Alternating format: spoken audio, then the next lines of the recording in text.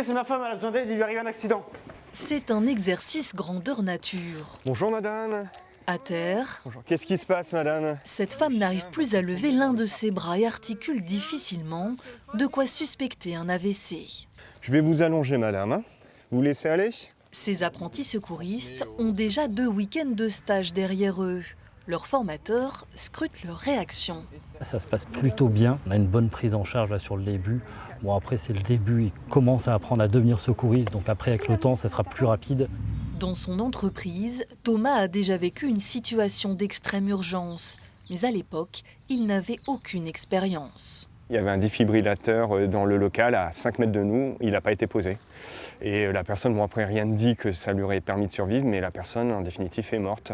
Alors qu'on avait le matériel et c'était juste un manque de formation. Donc pour moi c'est vraiment important de savoir les bons gestes pour potentiellement sauver une vie. Chaque année, 300 équipiers secouristes sont formés par la Croix-Rouge dans les Hauts-de-France. Attention pour retourner. Certains, encore lycéens, comme Marine et Nathan. Je suis un peu intéressé par le milieu médical justement et je trouve ça pas mal de découvrir par le biais de la Croix-Rouge justement le contact à la personne et le secourisme. Pour le massage cardiaque, on a quand même les vies entre nos mains, du coup c'est quand même important. Là c'est bon, il va descendre. S'entraider est ici le maître mot. Le but c'est vraiment de se coordonner ensemble pour qu'il y ait le moins de secousses aussi possible pour la victime. C'est la cohésion, c'est la Croix-Rouge quoi.